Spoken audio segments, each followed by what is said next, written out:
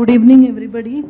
सगळ्यांना जायची घाई आहे मला माहिती आहे, पण महत्त्वाचा विषय आणि मी अजिबात बोर करणार नाही, वेळही घेणार नाही, स्ट्रेट पॉइंटला येते. सगळ्यांना जोरदार जय भीम, जय संविधान. आणि खूप तरुण मुली इथे दिसत आहेत सकाळपासून, so I am really happy. पुढची आशा एकदम तुम्ही ताजी तरतरीत पालवी येते ना तसं वाटलंय. मी ज्येष्ठ वगैरे काही नाहीये हे सांगून सुरुवात करते. मला असं वाटतं मोहिनीपासून मी बोलायला सुरू करेन, कारण रायगडमध्ये मी जेव्हा गेले होते IBN लोकमतमध्ये असताना जेव्हा माझ्यावर हल्ला झाला होता त्या केसचा अनुभव असा होता मोहिनी की आम्ही केस लढलो, पण माझ्यावर हल्ला करणाऱ्यांचे पुरावेच पोलिसांनी नीट जमा केले नाहीत आणि त्यामुळे आरोपी सुटून गेले. मी आणि संदीप त्यावेळी कॅमेरा पर्सन होता जो जखमी झालो आणि व्हॉट. तर मला तुला हे विचारायचंय, बदलापूर प्रकरणामध्ये मोहिनीने जे काम केलं होतं, ज्यावेळी मुलींवर, शालेय मुलींवर अत्याचार झाला, त्याचं तिने जे एक्सप्लोजिव्ह असं रिपोर्टिंग केलं होतं आणि तिथे ती म्हणजे दट्ट अगदी तू लावून धरला होतास की उत्तरं हवी आहेत, म्हणजे अनेक राजकीय नेते पण तिथे आलेले होते, हे आम्ही बघितलं. पुढे काय झालं नेमकं? तुझ्यावर जे प्रेशर येत होतं, तर तुझी कंपनी असेल जर तू बोलू शकत असशील, एम्प्लॉयर जे आहेत, आणि बाकी त्या सगळ्या तणावातून नेमकं पुढे काय तू करू शकलीस ॲज अ पत्रकार? आणि थोडं आपण फटाफट बोलू कारण पुढच्या वक्त्यांना ट्रेनच्या आधी वेळ हवाय. अलका मॅडम, तुम्ही मला जो काही प्रश्न तू विचारलास मला, आणि इथे सगळेच पत्रकार महिला आहेत आणि भावी महिला पत्रकार सुद्धा आहेत, तो अनुभव खूप विचित्र होता माझ्यासाठी. कारण मी बदलापूर आणि वांगणी या परिसरात काम करत असताना सुरुवातीला एक स्थानिक पत्रकार म्हणून आणि रेग्युलर आपलं लिहिणं, बातमी करणं इथपर्यंत मर्यादित होतं. जेव्हा ते प्रकरण झालं त्यानंतर खऱ्या अर्थानं पत्रकारितेच्या आयुष्याला कलाटणी मिळाली माझ्या. कारण असा काही प्रसंग आपल्यावर ओढवेल असं काही आपल्याला माहित नसतं, पण तो ओढावल्यानंतर पुढचं काय असेल याची जाणीव आता झाली. कारण जसं तुला अनुभव आला की तुझ्या बाबतीत जे काही प्रकार घडला आणि ते पुरावेच नसल्यामुळे संबंधित व्यक्ती सुटली, तसंच माझ्याही बाबतीत झालं. काही वेगळं झालेलं नाहीये. कारण जी संबंधित व्यक्ती आहे ती एका मोठ्या पक्षातील, म्हणजे शिवसेना शिंदे गटातील शहर प्रमुख या पदावरती ती आहे आणि बदलापुरात तिचं खूप वर्चस्व आहे. आणि ते सगळं असताना जेव्हा त्या व्यक्तीनं माझ्या बाबतीत तसे उद्गार काढले आणि त्यानंतर मी जेव्हा मला पहिल्यांदा तर माझं रिॲक्शन्स असं होतं की मी रडले होते खूप. कारण असं ऐकण्याची कधी आपल्याला कुठेच सवय नसते आणि ते ऐकल्यानंतर पहिल्यांदा रडू आलं. आणि मग त्यानंतर ऑफिसशी संपर्क केला आणि त्या ठिकाणी ठाणे ब्युरो चीफ आहेत आमच्या हेमलता वाडकर, त्यांनी प्रचंड सपोर्ट केला मला या सगळ्या प्रकरणात. त्यांनी मला सांगितलं की तू गुन्हा दाखल करायचा आहे.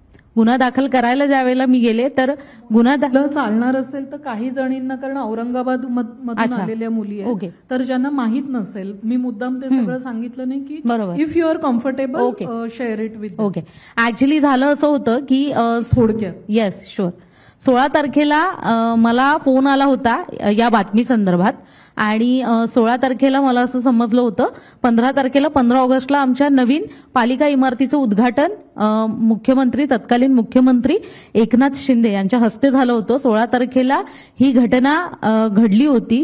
16 तारखेला ही घटना समोर आली होती. पालक आणि त्या विद्यार्थिनी ज्या आहेत त्या मनसेच्या महिला शहराध्यक्ष आहेत संगीता चेंदवणकर, त्यांच्याकडे गेल्या होत्या. त्यांच्याकडे ती माहिती आल्यानंतर त्यांनी मला फोन करून त्यांच्या ऑफिसला बोलवलं. मी गेल्यानंतर ती छोटी मुलगी 3.5 वर्षाची, जिला चालताही येत नव्हतं कारण तिला प्रचंड वेदना होत होत्या, तिला कळत नव्हतं की तिला काय झालंय, तिला पायही टाकता येत नव्हता पुढे. तर मी जेव्हा ते सगळं प्रकार बघितला, एक महिला म्हणून त्यावेळेला प्रचंड राग होता मनामध्ये.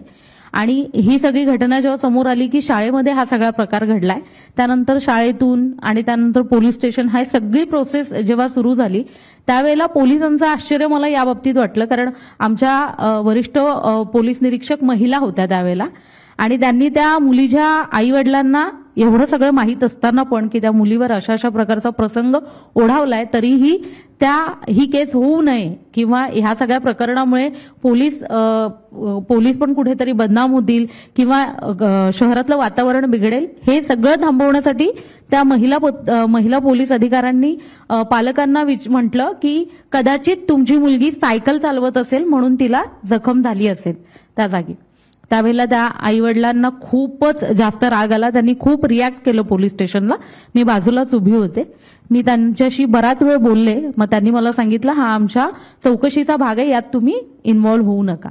ते झाल्यानंतर जेव्हा हे प्रकरण समोर आलं, कारण त्याच दिवशी मी ठरवलं होतं की ही बातमी प्रसारित करायची. जसं लहान मुलींचं प्रकरण असल्यामुळे शाळेचं नाव किंवा मुलींचं नाव आपण प्रसारित करू शकत नाही, प्रसिद्ध करू शकत नाही, तसंच बातमी झाल्यानंतर दुसऱ्या दिवशी ती बातमी सकाळमध्ये आली. सगळ्यात पहिली बातमी ती माझ्याकडे होती. त्यामुळे ती बातमी आल्यानंतर शहरामध्ये एकच गोंधळ उडाला. त्यानंतर प्रत्येकाने ती शाळा कोणती आहे, कारण शाळा ही तिथल्या प्रस्थापित लोकांची शाळा आहे, तिथले सगळे ट्रस्टी प्रस्थापित आहेत, त्याच्यामुळे त्या शाळेचं खूप नाव आहे. त्या शाळेमध्ये विद्यार्थी संख्या जास्त आहे.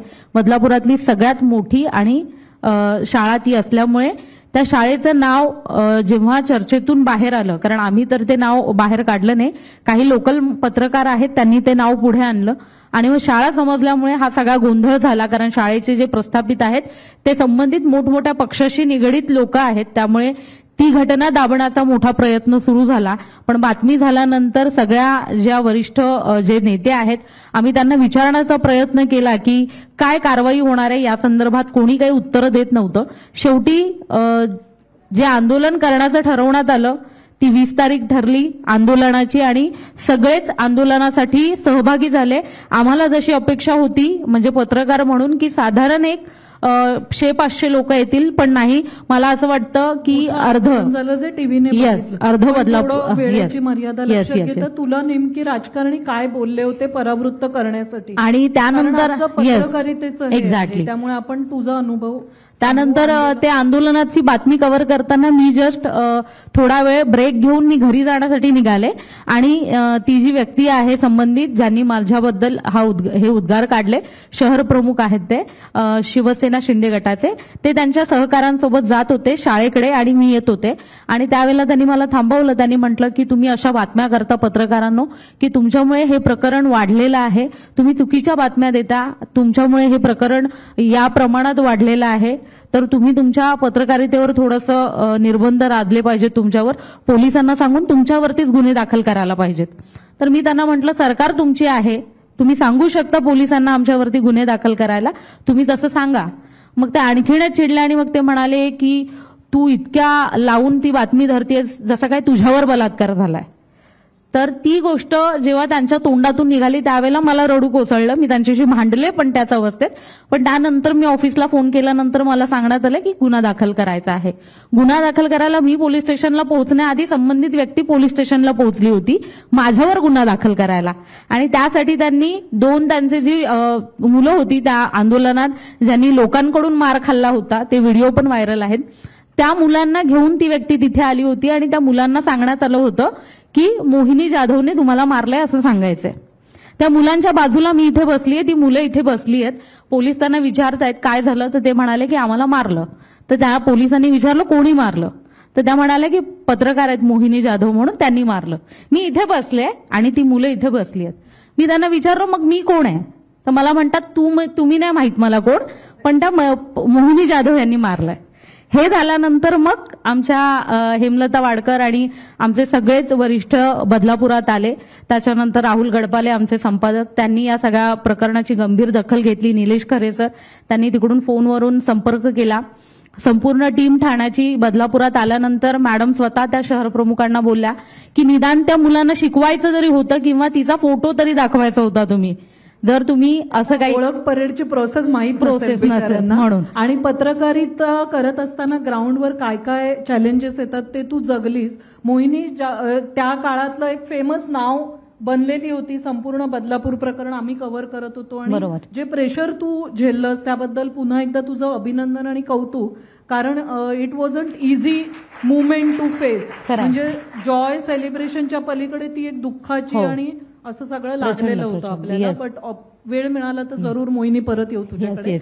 प्रीती तुला मला विचारायचं आहे की येस हा घेऊ शकतेस माझं झाल्यावर प्रश्न. पण मोहिनी सारखाच एक केस झालं होता आझाद मैदानमध्ये, जेव्हा जे आरक्षणाच्या ते आंदोलन सुरू होतं तेव्हा 2-3 महिलांसोबत असंच प्रकरण झालं होतं. त्यांच्या पण तिकडे एक्सप्लॉयटेशन झालं होतं, पण नंतर काहीच नाही झालं. पोलीसची कारवाई नाही झाली, ऑफिसने सपोर्ट नाही केलं ती मुलगीनं.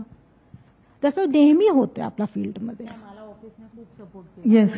ऑफिसने सपोर्ट केला म्हणून मी आतापर्यंत Yes. केस लढते आहे. करेक्ट. सो प्रीती, मला हे विचारायचं होतं की आपण म्हणजे बदलापूरचं बघितलं, पण तुझा अनुभव बघितला तर अफगाणिस्तान, इस्रायल आणि आफ्रिकन कंट्रीज असतील, अशा वेगवेगळ्या ठिकाणी, प्लस इथला दहशतवादी हल्ला असेल मुंबईवर झालेला, ह्या सगळ्या कव्हरेजचा अनुभव करत असताना जो आज सकाळी एक चर्चेचा विषय होता, तिथे पुन्हा मी एकदा जाईन की महिला पत्रकार असल्यामुळे काही कामाची जी चॅलेंजेस होती, आव्हानं होती, जो आपला आजचा विषय आहे, ती कधी जाणवली का सोपा होता हा सगळा प्रवास, म्हणजे लोकल ते ग्लोबल पत्रकारिता करणं?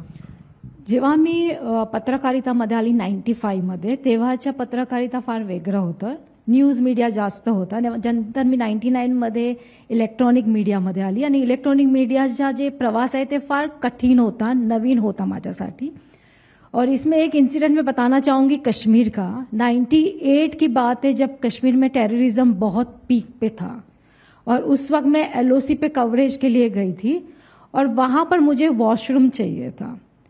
तो वहां पर एक आर्मी के मेजर को कहा कि मुझे वॉशरूम जाना है, तो वो चेहरा मैं ऐसे ही देखने लगे मेरे सामने. So he was also shocked कि मैं ऐसा कहूंगी कि मुझे वॉशरूम जाना है.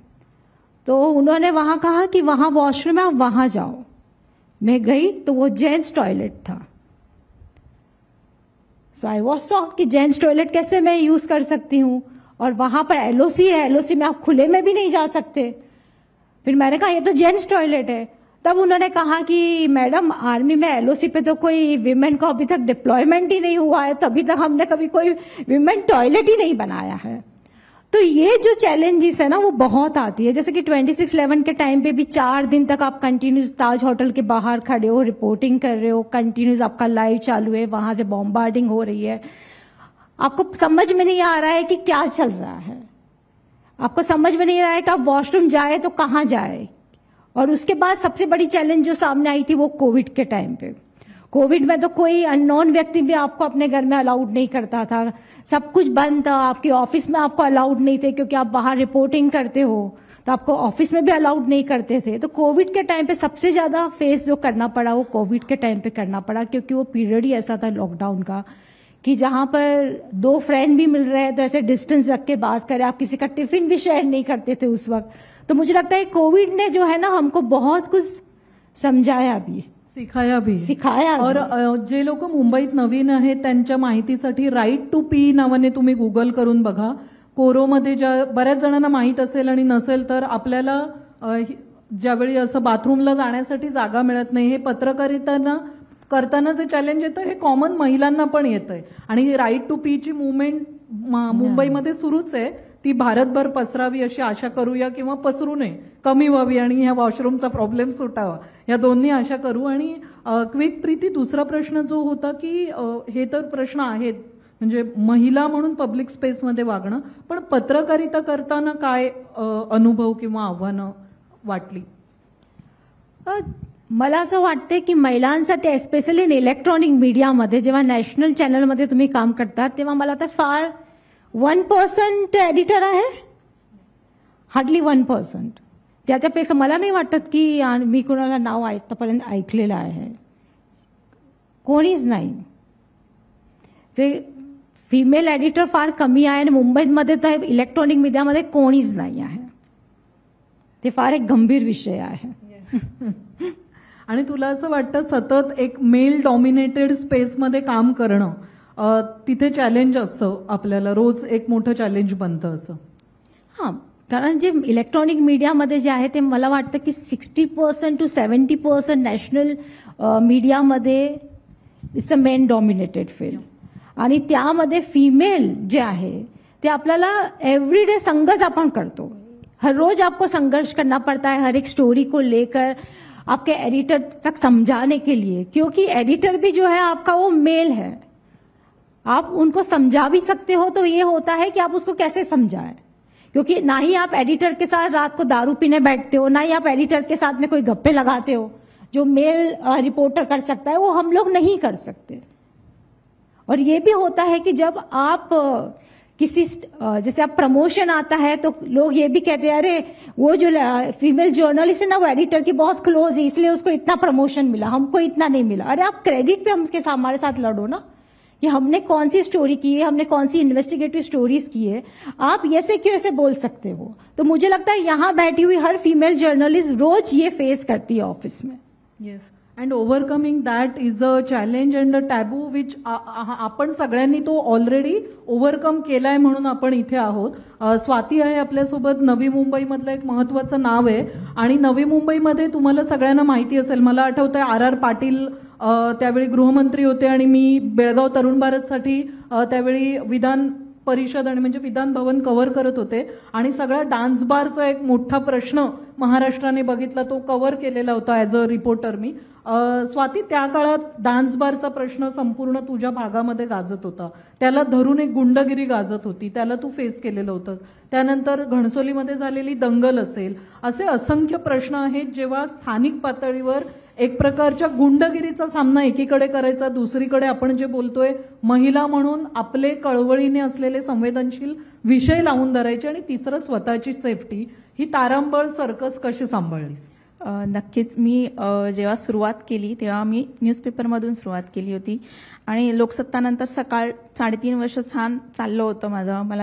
मला प्रत्येक गोष्टीमध्ये म्हणजे जे संपादक होते त्यांनी वाव दिला होता की तू ऑल ओव्हर कव्हरेज दे म्हणून, आणि त्या दृष्टीतून मी G24 तासला सिलेक्ट झाली आणि त्यानंतरच खरी कसरत माझी सुरू झाली। कारण प्रिंट मीडियामधून इलेक्ट्रॉनिक मीडियामध्ये गेल्यानंतरची जी धावपळ असते, फर्स्ट ब्रेकिंग आणि ते फर्स्ट शॉर्ट्स पोहोचवण्याची जी त्यावेळची कसरत होती, म्हणजे तेव्हा ओबी लागायची, कॅसेट घेऊन आम्ही धावायचो म्हणजे पहिलं, आणि त्यामध्ये मुलगी म्हणून नवी मुंबईमध्ये मी एकटीच होते इलेक्ट्रॉनिकमध्ये आणि सगळे पुरुष, त्याच्यामध्ये पण मुलगी म्हणून मी पाठी पडू नये म्हणून मला खूप कष्ट घ्यावे लागले की नाही बाबा, मी जर मुलगी म्हणून कमी पडली तर आज कुठेतरी मी शिक्षण घेतले, माझ्या आई वडिलांनी मला जे शिक्षण दिलंय ते कुठे कमी करता कामा नये।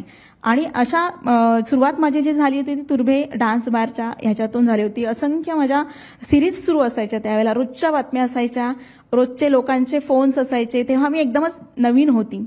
परंतु जेव्हा RR पाटलांनी तो निर्णय घेतला त्यानंतर खरोखर लोकांनी ती तेव्हा ॲप्रिशिएट केलं होतं आणि त्यावेळेच्या त्या बातम्यांमुळे मला वाटतं त्या बातम्या विधान परिषदेमध्ये वाचल्या गेल्या होत्या। या सगळ्याचं तेव्हा खूप छान वाटलं होतं। जे श्रम घेतले होते, जरी कोणी धमकी दिली असेल, स्थानिक असतील किंवा कोणी, तरी पण त्या गोष्टीला न घाबरता आपण पुढे गेले, ते बळ मला तिकडे मिळालं होतं। घणसोली राईट्समध्ये अचानक झालेली ही दंगल होती, कोणाच्या कुठे ध्यानीमध्ये होती। दंगल होऊन 2 तास झाल्यानंतर सगळ्यांना कळायला लागला की ते दंगल झालीये, लोक अक्षरशः बॅगा घेऊन घरं रिकामी तशीच सोडून पळत होती। हे दृश्य मी तेव्हा पहिल्यांदा बघितलं होतं आणि मी ज्या राईटमध्ये घुसलो त्याला सगळीकडनं फक्त दगडं येत होती, तेव्हा पण मी प्रिंटलाच होती, त्याच्यामुळे त्या रिपोर्टिंगचा अनुभव खूप कामी आला। आयुष्याची जी शिदोरी म्हणतो आपण लोकांचं, आणि लोकांनी मॉबने पत्रकार म्हणून ओळख झाली होती, त्यामुळे लोक अशी मॉबने म्हणजे ज्यांना गोळ्या लागल्यात ते पण आमच्या ओळखीचेच होते, ते देखील आम्हाला गोळ्या लागल्यात, आम्हाला लवकर हॉस्पिटलमध्ये घेऊन जा। आणि जो काय प्रकल्पग्रस्त किंवा स्थानिकांचा जो भूमिपुत्रांचा आक्रोश होता तो आम्ही जवळपास 8 दिवस अनुभवला। आम्हाला ग्रामस्थांनी देखील बंदी घातली होती, गावात येणे जाण्यासाठी हे होतं, पण शेवटी पोलिसांनी पत्रकारांच्या मदतीनेच तो जो घणसोली राईट्स होती ती शांत करण्याचा पूर्णपणे म्हणजे सहयोग घेतला होता आणि आम्ही त्याच्यामध्ये सहभागी झालो होतो। हे एक झाले, पण त्याच्यानंतर माझा तो एक किस्सा असा आहे की दिघामध्ये इलिगलच्या इमारतींचा प्रश्न समोर आला आणि कोणीतरी ऍक्टिव्हिस्ट होते, पत्रकारच होते, त्यांनी उच्च न्यायालयात धाव घेतली आणि डायरेक्ट त्या 70 इमारती तोडण्याची परमिशन दिली। आणि त्यावेळेला ते कव्हरेज करताना पण आम्ही जवळपास 8 ते 10 दिवस तिथे लोकांसाठी सर्वाइव्ह होतो। आमचे चेहरे हे लोकांसाठी होते समोर की हे कव्हर करायला येतात, मुंबईची टीम यायची आणि आम्ही स्थानिक म्हणून तिथे असायचो। असं असताना देखील सकाळच्या वेळेचं वातावरण खूप शांतपणे आमचं एक सेशन झालं की घरं खाली करतायत, त्यांच्या प्रतिक्रिया आपण पोहोचवल्या गेल्या, त्या लाईव्ह टेलिकास्ट पण सगळं झालं। असं असताना मला ऑफिसमधून फोन आला दुपारी 2च्या सुमारास की अरे आपल्याला एरियल व्ह्यू हवाय, तू कुठल्या तरी इमारतीवर चढ। आता तिकडे सगळ्याच इमारती इलिगल होत्या आणि जो दिघाचा भाग होता तो प्रचंड मोठा होता, 70 इमारतींचा भाग होता. मी सकाळी ज्या इमारतींच्या एरियामध्ये कव्हरेज केलं तिकडे मला कोणीच असं अपोज केलं नाही किंवा हे केलं नाही की तुम्ही जा इकडनं, तुमच्यामुळे आमच्या घरं तुटतायत किंवा काय, असं काय कोणीच अपोज केलं नव्हतं. नंतर मग त्या एरियल व्ह्यू घेण्यासाठी मी एका इमारतीवर चढलो आणि माझा कॅमेरा पर्सन संदीप होता, तोही चढला. पण त्याला मी आतमध्ये जेव्हा गल्लीत घुसली तेव्हा मी त्याला म्हणाली, अरे थोडंसं ना वातावरण वेगळं वाटतं, पण थांबूया का, पोलीस जेवायला गेलेले. आणि तेव्हा त्याच दरम्यान पोलीस देखील जेवायला सगळे असे पांगले होते. तर त्यावेळेला तो म्हणाला की नाही मॅडम, आपण सकाळपासून आहोत, आपल्याला कोण अक्षरशः अडवेल. म्हटलं ठीक आहे चल. मी त्याच्या पाठीमागे शिरली, आतमध्ये शिरली आणि आम्ही टेरिसवर गेलो. 8व्या मजल्यावरती गेलो. 7 मजल्याची इमारत होती. आम्ही कॅमेरा शूटिंग सुरू केले आणि खालून दगडं येण्यास सुरुवात झाली अक्षरशः. म्हणजे हे माझ्या स्वप्नातही नव्हतं की असं काही प्रकार घडेल. त्यावेळेला मग अक्षरशः दगडं समोर यायला लागली. तर मी त्याला म्हणाली की चल आपण कुठेतरी हे घेऊया. तर त्या इमारतीला ना दरवाजा नव्हता टेरिसला, त्याच्यामुळे मला तो बंद नाही करता आला, कारण आम्हाला सेफ जागा शोधायची होती. आणि तेवढंच आम्ही खाली उतरायला लागलो तर आम्हाला वरूनच खालून दिसलं की जिन्यावरून खूप मोठा मॉब, अरे पकडा पकडा, मारा मारा मारा असं करत धावत येतो. मी म्हणलं आता, त्याला मी म्हणाली अरे एक काम कर, तो कॅमेरा आहे तो तसाच चालू ठेव, पण तो काढ. आणि तो ट्रायपॉड आम्ही तिथेच टाकला आणि म्हणलं आता चल. आणि आम्ही घराचे दरवाजे उघडतो, त्या इमारतीमध्ये लोक राहत होती की आम्हाला आत घ्या, आम्हाला कोणीच आत घ्यायला तयार नव्हतं. शेवटी एक दरवाजा मला उघडा दिसला. मी त्याला घेऊन जे धावली त्या घरामध्ये घुसली आणि तिला मी ढकलली. ती ज्या बाई होत्या त्यांना म्हणलं प्लीज आम्हाला तुम्ही सांगू नका इकडे आम्ही आहोत, मी पोलीस बोलवते, मला तेवढा चान्स द्या. तर त्या बाईने तेव्हा दरवाजा लावला, पण तिचा तो दरवाजा होता तो ग्रिलचा होता. त्या अर्ध्या ग्रिलमधून ही बाई बघत बसली. तिला म्हणाली आप पुरा दरवाजा लगा लो, बंद राजा. नाही. मग मी तोपर्यंत डीसीपींना फोन लावला तात्काळ की होतं. सर म्हणाले हां मी पाठवतो, तुम्ही कुठे आहात. आता इमारतीमध्ये घुसलो तर खरं एरिया तर तिकडचे. आता मी त्यांना सांगितलं, त्यांनी हो म्हटलं आणि त्यांनी फोन ठेवला. मी म्हटलं आपल्याला पोलीस मदत येईल. आणि त्याच्यामुळे आम्ही पटापट म्हणजे रिलॅक्स झालो. पण त्या जो मॉब आला होता जवळपास 60 ते 70 जणांचा मॉब होता, त्यांनी ते शोधून काढलं. आणि तोपर्यंत मग मी ऑफिसला फोन लावण्याचं मला सुचलं की मला ऑफिसलाही कळवलं पाहिजे की आम्ही याच्यामध्ये घुसलो. आणि तोपर्यंत त्यांनी दरवाजा तोडून ते आमच्यापर्यंत पोहोचले. आणि पोहोचल्यानंतर सर्वात पहिला माझं काम होतं ॲज अ रिपोर्टर म्हणून मला कॅमेरा पर्सनला आणि आमचं जे इन्स्ट्रुमेंट आहे त्याला प्रोटेक्ट करणं. तर मी पहिला कॅमेरा खाली ठेवून दिला होता बेडखाली आणि त्यांना सांगितलं की आम्ही काही करत नाही आहोत, आम्ही इथे शांत उभे आहोत, तुम्हाला काय बोलायचं आपण शब्दाने बोलू. नाही तुम्ही बाहेर चला, तुमच्यामुळेच आमच्या घरं तुटतायत आणि तुम्ही रडलेले चेहरे दाखवताय असं वगैरे वगैरे. त्यांचा उद्रेक होता. त्यांचा उद्रेक हा साहजिक होता. त्या जो हे होता मॉब होता त्याच्याशी मी डील करण्याचा खूप प्रयत्न केला. पण त्यांचं एकच म्हणणं होतं ही बाई आहे, हिला सोडा, त्याला पकडा. तर मी म्हणले नाही थांबा, माझं ऐका. आणि मराठीच बऱ्यापैकी होते, मराठी भाषिक होते, माझं ऐका. मग त्यांनी काय केलं की ही काय बाजूला हटत नाही, मला काय ते हात लावू शकत नव्हतं त्यावेळेला. त्यांनी घेतली पक्कड, घरातली जी सामान होतं ते सगळं मारायला सुरुवात केली. मी कराटे ब्लॅक बेल्ट असल्यामुळे मी बऱ्यापैकी प्रोटेक्ट करत होती त्याला पण आणि मला पण. आणि तोही प्रोटेक्ट करत होता की थांबा, मॅडमना पण हात लावणार. तोही म्हणत होता मॅडमना हात नका लावू, आम्ही हे करतो. असं करेपर्यंत आम्हाला दोघांनाही इजा झाल्या होत्या. म्हणजे मला अक्षरशः मग तो माझा हातात जो बूम होता, ज्या बूमने मी प्रोटेक्ट करत होते, तो बूमच कोणीतरी खेचला. त्या एवढ्या 30 जणांच्या मॉबमध्ये मला ते समजलं नाही कोणी खेचला. तो माझ्या डोक्यातच घातला. तर माझ्या डोक्यातून रक्त व्हायला लागलं.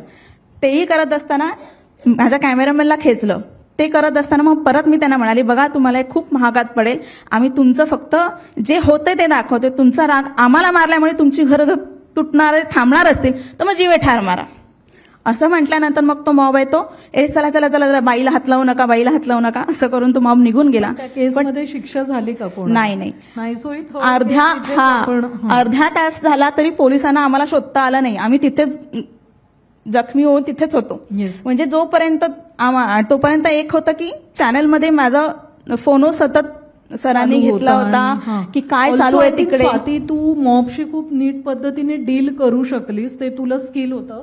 इथे ज्या नवीन मुली आहेत त्यांना मला एवढं सांगायचं की मॉबशी कसं डील करायचं हे एक स्किल असतं. असे असंख्य प्रसंग वेगवेगळे येतात. म्हणजे आमच्या काही मैत्रिणी आहेत ते कुठे अंधश्रद्धेचं काहीतरी बिंग फोडलं तेव्हा कोणीतरी चालून आलं, शाळेचं काही केलं तेव्हा मॉब येतो, कोणीही तुमच्यावर आरोप करतात जातीवाचक शब्द वापरलायत असे चुकीचे स्वार्थासाठी पण हे आरोप होतात. खऱ्या अॅट्रॉसिटी कोणी दाखवत नाही पण हे आरोप करणारे राजकारणी येतात. तर मॉबशी कसं डील करायचं त्याच्यासाठी सेल्फ सुरक्षेची वेगवेगळी मॉड्यूल्स आणि ट्रेनिंग्स असतात. लोकल ते इंटरनॅशनल न्यूज ऑर्गनायझेशन्सनी डेव्हलप केलेली आहेत. इन्क्लुडिंग तुम्ही बॅग कशी लावायची फील्डवर जाताना, असं गळ्याभोवती ओढणी वगैरे नाही घ्यायची, इथपासूनची ही ट्रेनिंग आहे ती तुम्ही शिकून घ्या, ज्याचा तुम्हालाही उपयोग होईल असं या निमित्ताने मला वाटतं. आणि खूप इंटरेस्टिंगली तू सांगितलं स्वाती हे सगळं, पण वेळेची मर्यादा लक्षात घेता सुकेशिनी आपल्या सोबत एक टीचर पत्रकार आहे, म्हणजे ती वेगळ्या विषयाची टीचर आणि पत्रकार असं तिचं काम आहे. सुकेशिनी, तुझ्या जिल्ह्यामध्ये म्हणजे बीड हा आता अनुराग कश्यप मूव्ही काढणार आहे का बीड बद्दल असं बाहेर बोललं जातंय. इतका त्याचा बीडचा क्राईम पॅटर्न हा महाराष्ट्रात गाजतोय. अत्यंत अनफॉर्च्युनेट आहे कारण वेगवेगळ्या पद्धतीने विकास निर्देशांकामध्ये खालच्या पातळीवर असलेला महाराष्ट्रातला हा एक महत्वाचा जिल्हा आहे. ऊसतोड कामगारांचा जिल्हा म्हणून त्याला एक ओळख मिळालेली आहे. तर अशा जिल्ह्यामध्ये जातीचं राजकारण सर्व तऱ्हेच्या अत्यंत तीव्र झालेलं आहे. ऊसतोड कामगारांचे प्रश्न सुटत नाहीयेत. बालमजुरी असेल, बालविवाह असेल, हे प्रश्न आहेत. स्त्री भ्रूण हत्या किंवा जेंडर बेस्ड व्हायलन्सचे प्रश्न आहेत. आणि तिथे तुझ्यासारखी पत्रकार, तू तुझ्या ओळखीतलीच दबंग पत्रकार आहेस, तर हा काय दबंगपणा तुला करावा लागतो तिथे? मुळामध्ये खरं तर मी ज्या घरात वाढली तर ते इक्वल आहे माझं घर, म्हणजे स्त्री पुरुष समानता आहे माझ्या घरामध्ये. वडील मिलिटरीवाले राहिलेले आहेत, आई शिक्षक राहिलेली आहे प्राथमिक, आणि घरामध्ये डिसिप्लिनचं वातावरण राहिलेलं आहे आणि इक्वलिटी जे घरात असेल त्याने ते सगळ्या गोष्टी करायच्या. म्हणजे अशा वातावरणात राहिलं तर मला मुलगा आणि मुलगीमध्ये कधी भेद वाढलाच नाही. म्हणजे फक्त एवढं वाटत राहिलं की तेही माणसं आहेत आणि आपण माणूस आहोत. म्हणजे स्त्री पुरुषाचा मला कधी हा भेद चालला नाही आणि आजही कधी वाटत नाही. मग मला पूर्वीपासूनच क्रेज होता पत्रकारितेमध्ये, पण मी घरातली मोठी असल्यामुळं मला पत्रकारिता करू दिली नाही. कारण की मी लहानपणापासूनच अशी स्ट्रॉंग होती. म्हणजे मला एक टॉम बॉय सारखं मला समजायचे, म्हणजे मुलगा म्हणूनच. मुलगी जन्माला चुकून आली म्हणायची मला, तू मुलगाच आहे. म्हणजे सराउंडिंगचे जे लोक आहेत ना, तर ते म्हणायचे की तू चुकून जन्माला आलीस, ऍक्च्युअली तू घरातला मुलगाच आहेस मोठा. याच्या पुढे त्यांना सांग की मी मुलगीच आहे आणि मी अशीच आहे. नाही, आपण सांगायला पण शिकलं पाहिजे. ते सांगते ना पुढे मी आता. आणि मग त्या पद्धतीनेच सगळ्या गोष्टी झाल्या. शिक्षण झालं माझं. आणि मला पहिल्यांदा मी जेव्हा बारामतीला बीएड करायला होते, मी 2 मिनिटात बारामतीला बीएड करायला होते तेव्हा मी ऍज अ PSI म्हणून निवडल्या गेली होती पहिल्यांदा. आणि तेव्हा मला सांगितलं नाही, कारण की ते क्षेत्र त्यांना नको होतं माझ्या घरच्या लोकांना. म्हणजे बोल्ड क्षेत्र त्यांना अजिबात नकोच होते, स्ट्रॉंगवाले. आणि घरी आल्यानंतर मला कळलं की तुझं हे लेटर आलेलं आहे, तुला जॉईन करायचं होतं, पण आमची इच्छा आहे की तू शिक्षकच व्हायला पाहिजे. मग कसं असतं ना की जेव्हा मोठं असतं घरातलं तेव्हा सगळ्या गोष्टीवरचं आपल्याला सोडावं लागतं पाणी. UPSC मध्ये पण मला करिअर करायचं होतं. मी मुंबईला आली होती, काही 6 महिने मेन दिलं होतं, पण ज्या अर्थी ते मला करू देत नव्हते त्या अर्थी मी पुढे सोडून दिला त्या विषय. आणि मग मी शिक्षक म्हणून लागली. माध्यमिकला 10 वर्ष मुख्याध्यापक म्हणून राहिली. पण तिथेही जेव्हा मी ग्रामीण भागामध्ये शिकत होती मुलांसोबत, त्यांच्याकडनं बरेच प्रश्न येत होते ज्याला कधीच वाचा फोडल्या जात नव्हत्या. मला तो माझ्या अंगातला जो पत्रकाराचा गुण होता तो बाहेर उफळून येत असायचा. पण मग काही कारणास्तव मी त्या ठिकाणी देखील माझ्या सहकार्यांना मी मदत केली आणि ती शाळा उडवून टाकली. अक्षरशः शाळा उडवली मी. कुणी असं करत नाही, पण मी केलं ते. उडवली म्हणजे काय की त्या ठिकाणी जे संस्थाचालक होते तर संस्थाचालकाला असं होतं की नवीन लोकांना भरती करायची, जुन्यांना डावलून टाकायचं. मग त्यांची इतकी लालसा वाढली की 30 लाखापर्यंत लोक आले. आणि मग ज्या लोकांनी तिथं पैसे भरून जॉब लागले होते, मग त्यांचं करिअर काय, त्यांचं भविष्य काय, त्यांनी इतकं स्वप्न पाहिलेले असतात आणि त्यांना डावल्याचा त्यांना अधिकार नव्हता. तर मग अशा वेळेला मी मुख्याध्यापक होते शाळेवरती आणि माझ्या हातात होत्या गोष्टी त्या लोकांना बाहेर न निघू देणं. मग मी त्यांना सपोर्ट केला म्हणून त्या गोष्टी आमच्यावरती पण आल्या. तर मग अशा वेळेला जनरली लोक काय करतात की शिक्षकांचं गेलं जाऊ द्या म्हणतात, आपलं सेफ आहे. पण मी तशा गोष्टी नाही केल्या. मी त्यांना प्रोटेस्ट केलं आणि अक्षरशः शाळाच्या विरोधामध्ये जाऊन फाईल दाखल केल्या, केस दाखल झाल्या, सुप्रीम हायकोर्टापर्यंत गेला आणि हायकोर्टचा निर्णय आला की तो शाळा जी आहे ती बंद करायचा आदेश आले. उडवली म्हणजे डेमोक्रेटिक पद्धतीने लढा दिला. तिची भाषा आपण समजून घेऊया, नाहीतर गैरसमज करू. नाही, वेळेचा अभाव आहे म्हणून मी शॉर्टकटमध्ये बोलायचा प्रयत्न करते. डीपमध्ये मला भरपूर बोलायला आवडतं, म्हणजे मी बोलकीच आहे तसं तर. पण मग त्या पद्धतीने ती शाळाचे 2 युनिट उडवून टाकले, आम्ही बंद करून टाकले. आणि त्यानुसार मग लोकांना कळायला लागलं की ह्या चुकीच्या गोष्टी झाल्या होत्या आणि ह्याने असं केलं. आणि मग सगळ्यांना कळलं की बाबा कुणी स्वार्थी असतं, पण ही पहिली व्यक्ती आहे जी महिला, की ज्याला आपण कधी सहकार्य केले नाही आणि आपण तिला एक महिला आपली कुणी तिथे बॉस आली मुख्याध्यापक म्हणून आणि तिला आपण कधी सहकार्य केले नाही, तिने आपल्यावर विश्वास ठेवून तिने स्वतःची नोकरी पणाला लावली. अशा पद्धतीने आम्ही बऱ्याचशा गोष्टीच्या मी बाहेर काढल्या. आणि त्याच्यानंतर तू एन्व्हायरमेंट सारख्या विषयांमध्ये पण अत्यंत काय म्हणू हार्डकोर पद्धतीने जर्नलिझम करतेस. ते बाई माणूससाठी असेल किंवा तुझं एकूण, तर हे कसं म्हणजे त्याच्यामध्ये कसं तुला उतरावंसं वाटतं? त्याच्यासाठी मला थोडक्यात सॉरी पुढच्या सेशन मला हे करत असताना मग केस सुरू होत्या. तर कॉलेजने मी वैद्यनाथ कॉलेज, मी जिथून आले ती माझं मूळ गाव आहे परळी वैजनाथ, जिथून मी लहानाची मोठी झाले शिक्षण घेतले. त्या ठिकाणी वैद्यनाथ महाविद्यालय म्हणून कॉलेज आहे. त्या कॉलेजने मला संधी दिली सिनियर लेक्चरर म्हणून. त्यांनी स्वतः आम्हाला बोलवलं, तुझं टीचिंग चांगलं आहे आणि तू येशील म्हणून. मग मी त्या ठिकाणी गेल्यानंतर कळालं की ह्या ठिकाणी अनेक मुलींचे सुद्धा प्रश्न खूप मोठे मोठे आहेत की ज्या विषयाला कोणी वाचच फोडत नाही. आमच्याकडे मग आता मेन स्ट्रीम मीडियाचं क्रेज सगळ्यांनाच आहे. आता मला तर आवडत होतं त्या गोष्टी करायच्या, पण जात नव्हते विषयाला. मग काय करायचं, तर मी कॉलेजला सुद्धा सोडून दिलं आणि मग प्रॉपर त्याच्यामध्ये MJ केलं. कारण की मला असं वाटतं की ज्या क्षेत्रात आपण जाऊ त्या क्षेत्रातलं एज्युकेशन घेणं फार महत्वाचं आहे. आणि मी ते शिक्षण घेऊन शिक्षण साईडला करत असताना मला मेन स्ट्रीम मीडियातलं सुदर्शन न्यूज चॅनल जे हिंदीचं आहे त्याने संधी दिली.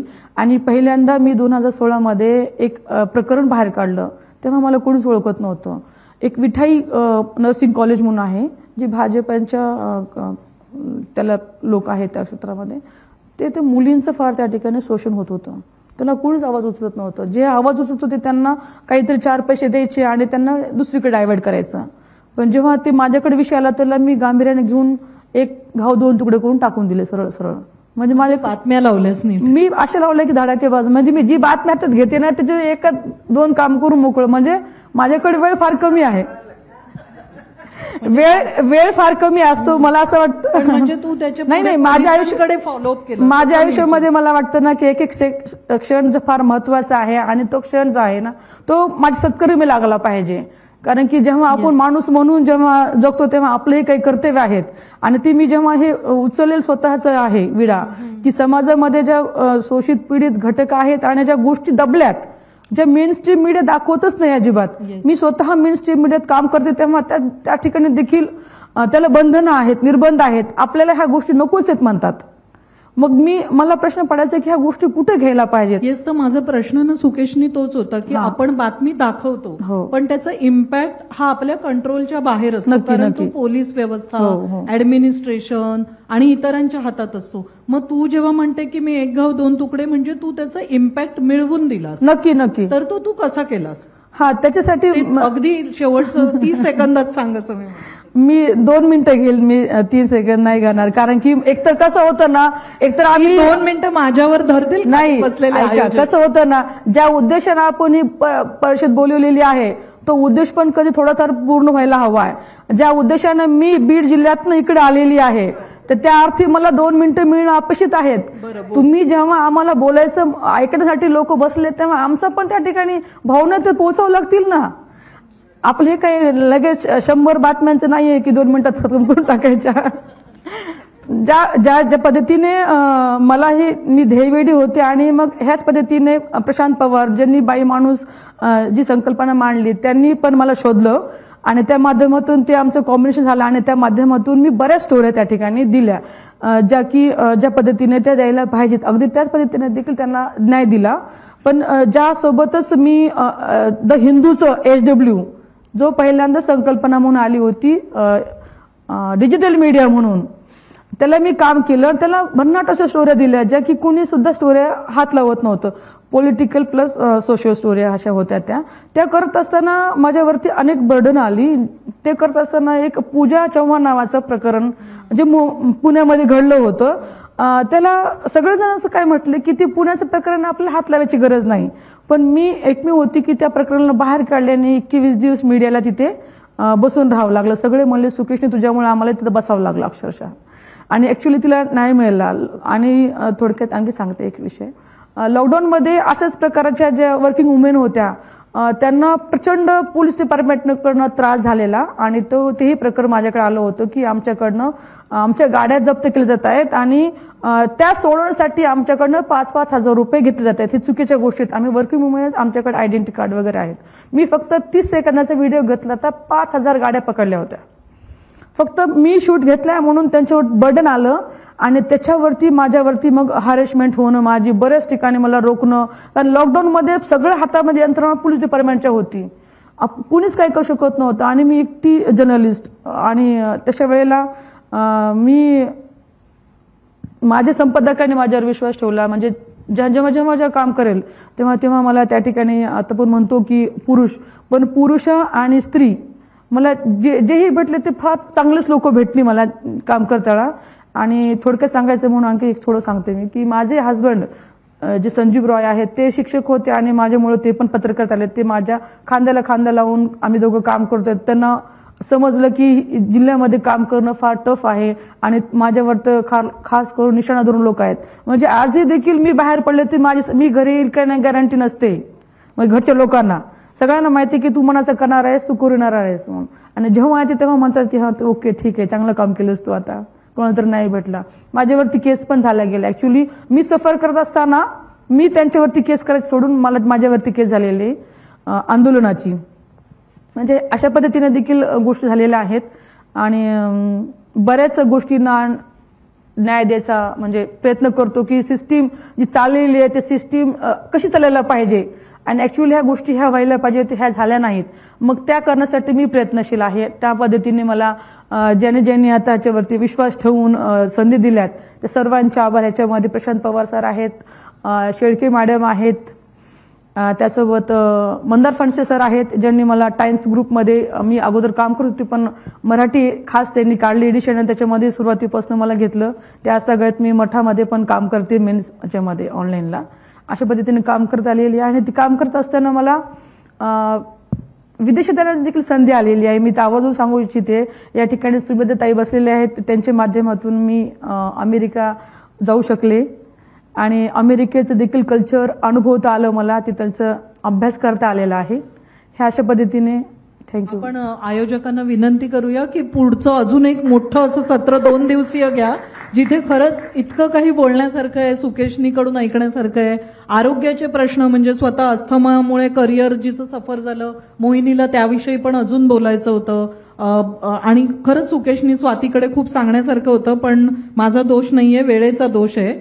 तर मला माफ करा मोठ्या मनाने. आणि थँक्यू व्हेरी मच तुम्ही जे सांगितलं. आता मी अनघाला विनंती करेन, महाराष्ट्रात अनघा सरपोतदार यांचं नाव आणि काम सगळ्यांनाच माहिती आहे. ज्यावेळी पॉश किंवा आपण म्हणतो कामाच्या ठिकाणी होणारा लैंगिक अत्याचार, मी टूचं सगळं प्रकरण, चळवळ ही अत्यंत आत्ताची रिसेंट अशी चळवळ आहे पण खूप त्याच्या आधीपासून अनघाने या क्षेत्रात काम केलेलं आहे. So over to you and again with time restrictions. Thank you. Of course. नमस्कार. मी खूप थोडक्यात बोलणार आहे कारण हा विषय व्यापक आहे, याच्यामध्ये बरेच पैलू आहेत. मला काही महत्त्वाचे मुद्दे मांडायचे आहेत, तेवढं मी मांडणार आहे. आणि मग मला असं वाटतं थोडे प्रश्न जर आले, कारण या विषयाला धरून अनेक प्रश्नही असतात. मला एक महत्त्वाचा मुद्दा हा मांडायचा आहे की आपल्या सर्वांना माहिती आहे की 2013 साली कामाच्या ठिकाणी होणाऱ्या लैंगिक छळाचा कायदा आला आणि त्याआधी भारतामध्ये कायदा नव्हता. आपल्याकडे विशाखा मार्गदर्शक तत्व होती जी भौरी देवींच्या केसमुळे येऊ शकली असं मी म्हणेन. भौरी देवींनी जो लढा दिला त्यामुळे ती मार्गदर्शक तत्व आली. महत्त्वाचा मुद्दा हा आहे की हा जो कायदा आता 2013चा अस्तित्वात आहे हा सिव्हिल कायदा आहे आणि मला हे सर्वांना एकदम क्लिअरली सांगायचं आहे, कारण जो कौटुंबिक हिंसाचाराचा कायदा 2005चा आहे त्या बाबतीत हे खूप बोललं जातं सतत की हा दिवाणी कायदा आहे, पण हा जो पर्टिक्युलर 2013चा सेक्शुअल हॅरॅसमेंट ॲट वर्कप्लेसचा जो कायदा आहे त्याविषयी क्लिअरली असं बोललं जात नाही की हा सिव्हिल कायदा आहे, पण हा सिव्हिल कायदा आहे. आणि कोणत्याही बाईला जेव्हा असं तक्रार करायची असते तर ती पोलीस स्टेशनला पण जाऊ शकते आणि या कायद्याच्या अंतर्गत पण तक्रार होऊ शकते. हे दोन्ही मार्ग एखादी महिला घेऊ शकते. पॉइंट नंबर 2 हा आहे की या कायद्यामध्ये असणाऱ्या ज्या व्याख्या आहेत, म्हणजे ज्याला डेफिनिशन्स म्हटलं जातं इंग्लिशमध्ये, त्या खूपच युनिक आहेत. म्हणजे क्रिमिनल लॉ, म्हणजे पूर्वी आयपीसी होता, आता भारतीय न्याय संहिता आहे, तर क्रिमिनल लॉमध्ये एखाद्या ज्या काही व्याख्या असतात त्या अत्यंत मर्यादित असतात आणि त्या कालबाह्य देखील असतात. म्हणजे विनयभंग वगैरे असे शब्द पूर्वी होते, आता लैंगिक छळ असा शब्द आलेला आहे. पण या कायद्यामधल्या ज्या व्याख्या आहेत त्या व्यापक अशा आहेत की तक्रार करणारी महिला ही कोणीही असू शकते. म्हणजे असं आवश्यक नाहीये की ती त्याच कामाच्या ठिकाणी कर्मचारी किंवा अधिकारी म्हणजे एम्प्लॉयड असावी. एखाद्या महिलेचा एखाद्या कामाच्या ठिकाणीशी जर संपर्क येत आहे, म्हणजे आज आता मी इथे आलेली आहे तर हे आज माझं कामाचं ठिकाण आहे, कारण मी इथे काम करण्यासाठी आले, या विषयावर बोलण्यासाठी आले. तर पहिली ही जी व्याख्या आहे की तक्रारदार महिला या थर्ड पार्टी असू शकतात, हे एक महत्वाचं आहे. दुसरा महत्वाचा मुद्दा हा आहे की ज्यांच्याबद्दल तक्रार होऊ शकते ते कोणीही असू शकतात. म्हणजे आता आपण बघू शकतो की कायद्यामध्ये असं कुठेतरी लक्षात घेतलेलं आहे की स्त्रिया देखील काही सेक्शुअली ऑफेन्सिव्ह शब्द बोलू शकतात, शिवीगाळ करू शकतात, बॉडी शेमिंग ज्याला म्हणतात ते करू शकतात, दुसऱ्या महिलेच्या बद्दल अफवा पसरवू शकतात. तर हे थोडंसं म्हणजे सुरुवातीला हे मी चळवळीचा भाग आहे, स्त्रियांच्या चळवळीला हे पचायला अतिशय कठीण गेलं होतं की स्त्रियांबद्दल तक्रार करणार म्हणजे हे स्त्रियांमध्ये भांडणं लावण्याचा प्रकार आहे का वगैरे, ज्याच्यात मी आता खोलात जाऊ शकत नाही वेळेअभावी, पण त्याला एक रेझिस्टन्स होता. परंतु जो आहे सध्या कायदा तो असा आहे की ज्यामध्ये महिला कोणाचीही तक्रार करू शकते. तिसरं जे महत्वाचं जी व्याख्या आहे ती कामाच्या ठिकाणाची आहे, ती परत व्यापक आहे. कामाचं ठिकाण हे एखादं भौगोलिक ठिकाण नसून आपण जिथे, आणि हे आपल्या पत्रकारांसाठी खूप महत्वाचं आहे की तुम्ही एका ठिकाणी बसत नाही. तुम्ही जर एखादी काही बातमी कव्हर करत असाल किंवा तुमचा काही फील्ड रिलेटेड जॉब असेल तर तुम्ही कुठेही जाता ते कव्हर करण्यासाठी. मग ते एखाद्या वॉर फ्रंटवर असेल किंवा यांनी जसं सांगितलं दंगलीच्या ठिकाणी आहे, कुठेही, तर त्या सर्व ठिकाणं आपली वर्क प्लेस आहेत. कोणी असं म्हणू शकत नाही की वर्तमानपत्राचं किंवा मीडियाचं चॅनेलचं ऑफिस इकडे आहे तर हे कामाचं ठिकाण नाही. आणि इनफॅक्ट मला सुरुवातीची जी व्याख्या होती त्यामध्ये पण असं म्हणायचं आहे की आपण एखाद्या आस्थापनेमध्ये गेलो, आपण दुसऱ्या ऑफिसमध्ये गेलो, म्हणजे माझ्याकडे अशा केसेस पण आलेल्या आहेत की महिला पत्रकार एखाद्या पॉलिटिकल लीडरच्या बंगल्यामध्ये गेलेल्या आहेत काही त्यांचा इंटरव्ह्यू वगैरे घेण्यासाठी आणि तिकडे मिसबिहेवियर झालेला आहे, तर त्याची तक्रार देखील होऊ शकते. म्हणजे असं नाही की आपण त्या पॉलिटिकल पार्टीचा भाग नाही वगैरे, असं नाही, आपण त्या व्यक्तीच्या ठिकाणी कामासाठी गेलेलो आहोत. आणि चौथी आणि सगळ्यात जी महत्वाची व्याख्या जी आपण सर्वांनी लक्षात घेतली पाहिजे ती व्याख्या आहे जी लैंगिक हिंसा किंवा सेक्शुअल हॅरॅसमेंटची व्याख्या आहे, ज्याच्यामध्ये फक्त आतापर्यंत लोकांचा असं समज आहे की लैंगिक छळ म्हणजे काय, तर हात लावणं किंवा लैंगिक संबंधांची मागणी करणं, हे मर्यादित खूप अंडरस्टँडिंग आहे. हा जो कायदा आहे यामध्ये शारीरिक अर्थात आहे की टचिंग किंवा जे काही प्रयत्न करणं हे देखील आहे, परंतु शाब्दिक देखील आहे. अनेक ठिकाणी शिव्या दिल्या जातात आणि ती शिवी त्या बाईला कदाचित दिली जात नसेल, पण ते पुरुष ग्रुपमध्ये त्या शिव्या वापरतात आणि हे विसरतात की स्त्रिया किंवा महिला देखील त्या कामाच्या ठिकाणाचा भाग आहेत. त्यामुळे शिव्या देणं, अश्लील प्रकारचे, ज्याला मुंबईमध्ये नॉनव्हेज जोक्स असं म्हटलं जातं, तर ते नॉनव्हेज जोक सांगणं, असे सगळे शाब्दिक जे आहे, किंवा कपड्यांवरती कॉमेंट्स करणं, बॉडीवरती कॉमेंट करणं. म्हणजे एक केस होती, आता मी कोणाचंही नाव घेत नाही, पण ते जे व्यक्ती होते ते IAS अधिकारी होते आणि ते एका महाराष्ट्रातल्या मोठ्या शहराचे म्युनिसिपल कमिशनर होते आणि ज्यांना हॅरॅसमेंट झाली त्या बाई लीगल ॲडवायझर होत्या आणि त्यांची डिलिव्हरी झाली होती. आणि जेव्हा त्या डिलिव्हरीवरनं रिझ्यूम झाल्या तेव्हा हे जे IAS अधिकारी त्यांना म्हणाले, बघा तुमचं पोट किती बाहेर आलंय, तुम्ही तुमची बॉडी बघा कशी दिसते विचित्र, मी बघा पुस्तकं लिहिलेली आहेत फिटनेसवरती, तर तुम्ही फिटनेस फॉलो करा. आणि खूप त्यांना असं एम्बॅरेसिंग होईल. म्हणजे त्यांची अशी मोठी दालनं असतात, म्युनिसिपल कमिशनर आहेत, तर मोठं दालन आहे, त्या दालनामध्ये बोलवायचं, त्या बाईंना बसवायचं आणि हे कॉमेंट्स करत राहायचे, बघा तुमचे गाल कसे वर आलेत. खूपच एम्बॅरेसिंग. तर हे शाब्दिक जे आहे बॉडी शेमिंग ते देखील कव्हर आहे.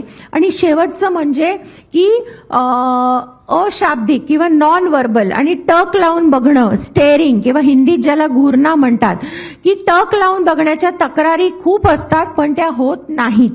तर बॉडी लँग्वेज, खूप जवळ बसणं, डिस्टन्स मेंटेन न करणं, जवळ उभं राहणं किंवा चेहऱ्याचे हावभाव, हातवारे आणि हे जे टक लावून बघणं, हे सगळं जे अशाब्दिक, जे आपल्याला वाटतं की आपण याची तक्रार करू शकत नाही, पण जरूर याची तक्रार कायद्याअंतर्गत होऊ शकते. शेवटचे 2च पॉइंट्स फक्त मी बोलेन आणि मग मी थांबेन. एक म्हणजे प्रत्येक ऑफिसमध्ये एक अंतर्गत समिती असते जिथे 10 किंवा 10पेक्षा अधिक कर्मचारी आहेत, तिथे तक्रार होऊ शकते. जर 10पेक्षा कमी कर्मचारी असतील तर प्रत्येक जिल्ह्याच्या ठिकाणी स्थानिक समिती असते आणि मुंबई शहरच्या स्थानिक समितीची मी अध्यक्ष आहे. हा जो जिल्हा आहे या जिल्ह्याच्या स्थानिक समितीची मी अध्यक्ष आहे. आणि तिसरा पॉइंट हा आहे की आपल्याला कधीही जर असं वाटलं की आपलं ऑफिस किंवा आपली जी समिती आहे ती आपल्या तक्रारीची दखल घेत नाही, तर आपण काय करणार, तर आपण डिस्ट्रिक्ट कलेक्टरकडे कंप्लेंट करू शकतो. Thank you very much. Anagha Sarpotdar या फेसबुक आणि इतर सोशल मीडियावर ऍक्टिव्ह आहेत, आय थिंक लिंक्डइन ऑल्सो. तर वेळेच्या अभावामुळे आपण आता प्रश्नोत्तर घेत नाही आहोत, पण साधनाकडे तुमचे काही प्रश्न असतील तर जरूर कळवा, ती अनघाशी तुम्हाला जोडून देईल याची मी खात्री देते. किंवा मी पण ऍक्टिव्ह आहे, मला कळवा, त्यांना मी म्हणजे तुमच्यापर्यंत येस नाही हे करू. Thank you very much. पुन्हा एकदा प्रीती, मोहिनी, स्वाती आणि सगळ्याच जणींचे बीडचे अनुभव तर पुन्हा सगळ्यांना ऐकायला आवडतील. आपण पुन्हा भेटू. Thank you very much.